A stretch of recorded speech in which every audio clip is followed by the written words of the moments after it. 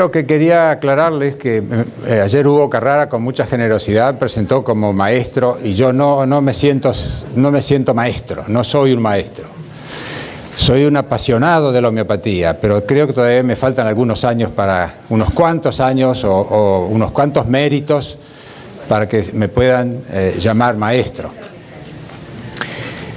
Hay un solo aspecto que tal vez podría ser discutible y es que tengo un grupo de estudio de las ilusiones, de los delirios y de los sueños, y he visto que ya varios discípulos me están superando y saben más que yo. Eso es una característica del maestro, así que tal vez dentro de algunos años pueda ser que cuando ya todos mis discípulos sepan más que yo, que puedan decirme que he sido un maestro, pero por ahora no.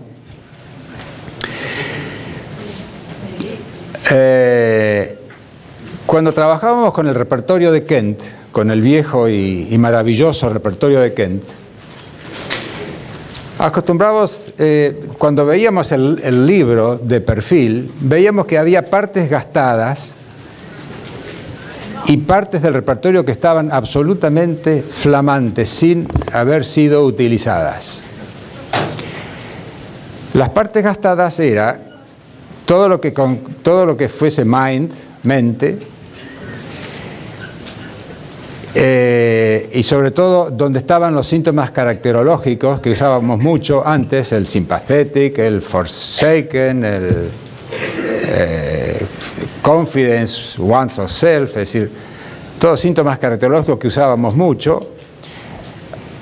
Estaba muy gastada la zona de estómago, donde estaban los deseos y aversiones alimenticias, y estaba gastada la zona de generalidades, donde había de todo un poco. Pero el resto del repertorio estaba nuevo, sin tocar.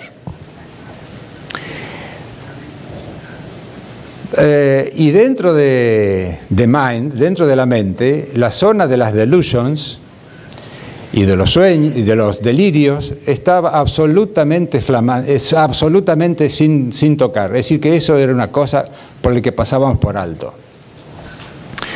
Pero después, con el paso del tiempo, los pacientes nos fueron enseñando que estábamos cometiendo un gran error. El gran error de pensar que hay partes del repertorio que sirven y partes del repertorio que no sirven. Esto es un error. El repertorio sirve todo, desde el principio hasta el fin. Cuando un síntoma es suficientemente antiguo y está bien modalizado, sirve, esté en mente, esté en generales, esté en locales, esté donde esté. Un síntoma local, antiguo, que sea histórico y bien modalizado, puede tener más valor que un síntoma mental poco modalizado o muy reciente. La antigüedad y la modalización son factores fundamentales para darle categoría a un síntoma. Pagliacci, de Ruggero Leoncavallo. Es tan familiar a ustedes como a nosotros. La ópera italiana en la Argentina es... yo no sé si en Italia habrá tantos fanáticos de la ópera italiana como hay en la Argentina. Con eso quiero decirles todos. Los argentinos, una de las tantas cosas que nos unen a Italia no es solamente el calcio, la comida, sino fuertemente la ópera. Cuando en Argentina decimos ópera, no decimos Massenet y no decimos Wagner. Decimos Verdi, decimos Donizetti, decimos Bellini o Puccini. Porque delusion viene del latín hallucinatio, hallucinatus, que es participio pasado del verbo hallucinari, que quiere decir equivocarse, divagar, engañar, el que toma el día por la noche. Y hallucinatio quiere decir extravío, equivocación, engaño o abuso. En el año 1862, Esquirol definió esto como percepción sin objeto, quien cree ver, escuchar, oler, gustar y tocar claramente cuando la vista, el oído, el olfato, el gusto y los tegumentos no reciben ninguna impresión. Eso es de Esquirol, año 1862. Entonces uno dice, ¿por qué entonces Kent lo llamó delusions? Porque delusions es un concepto más amplio que la alucinación. Por ejemplo, la ilusión de estar abandonado no entra dentro de la alucinación, de la hallucination. La ilusión de que no cumplió con su deber, eso dentro de la definición de Esquirol no entra, o dentro de la definición de la psiquiatría no entra. La ilusión de haber cometido un crimen, la ilusión de, por ejemplo, de no tener amigos, la ilusión que tiene de no tener amigos, que la tiene Aurum y que también la tiene Ginkgo, la ilusión de no tener amigos, eso. Entonces el concepto de delusions es muy amplio, incluye alucinaciones, pero también incluye las sensation as if, las sensaciones como si, tan magistralmente desarrolladas por Roberts, en el libro de Roberts, sensation as if, sensaciones como si, que justamente en este repertorio que hemos hecho con el doctor Ariobaldo y un grupo, hemos trabajado un grupo grande para hacer este repertorio que se llama Lince. Hay imaginaciones, sensaciones como si, alucinaciones, fantasías. Es un concepto más amplio que el concepto psiquiátrico de la alucinación. Así que llamarlo ilusiones o llamarlo delusions, me parece que es una palabra que Kent utilizó bien y además que la costumbre ya le ha impuesto y seguimos con esa palabra.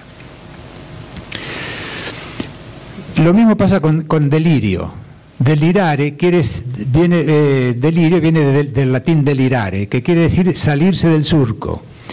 El delirio, si lo vemos en la definición de los diccionarios, es prácticamente igual que ilusiones, pero tiene la característica que se da solamente en cuadros psiquiátricos y sobre todo en situaciones agudas. Las ilusiones pueden darse en situaciones agudas o situaciones crónicas. Pero si vemos el capítulo de delirios del repertorio, no tiene nada que ver con el delirio, la idea psiquiátrica del delirio. Los delirios son modalidades de las ilusiones, porque responde a cómo, cuándo, dónde, acompañado de qué, con qué gesto. Es decir, el delirio modaliza las ilusiones. Si en una historia clínica podemos obtener una ilusión segura y un delirio que es una modalización de la ilusión, 99% que tenemos el simillimum del paciente. Es que la prescripción más perfecta es si se toman en cuenta. Buscaba un pizarrón, pero no hay. Bueno.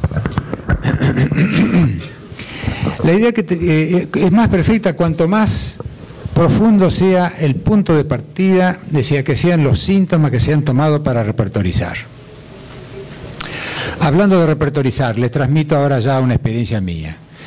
No les aconsejo que no hagan repertorizaciones de 15 o de 20 síntomas. Que cuando un paciente tenga 3 o 4 o 5 síntomas seguros, repertoricen esos 5 síntomas seguros. Si tienen suerte, saldrá pocos medicamentos. Si tienen mala suerte, saldrán muchos medicamentos, pero después de repertorizar esos 4 o 5 síntomas, el medicamento no puede faltar de ahí y después vayan a la materia médica. Pero esas repertorizaciones kilométricas de 10 síntomas, de 15 síntomas, de 20 síntomas, poniendo muchos síntomas locales, a veces sin modalización, no llevan a buen puerto. Bueno, pero, por ejemplo, si pensamos que lo central son las ilusiones y que después es como un haz de luz que se va abriendo, es un haz de luz que se va abriendo.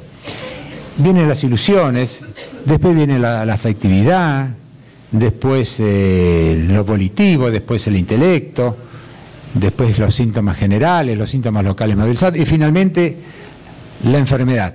Acá ya aparece la úlcera de estómago, o el asma o la enfermedad mental. Pero la enfermedad empezó acá, en la ilusión.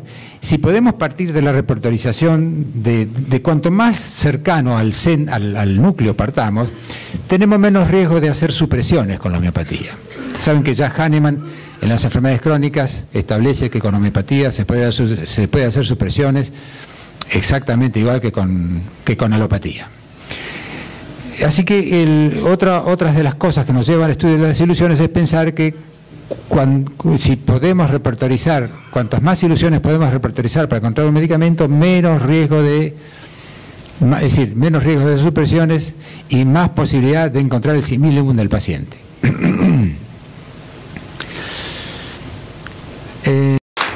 Maestro di materia medica Zalman Bronfman.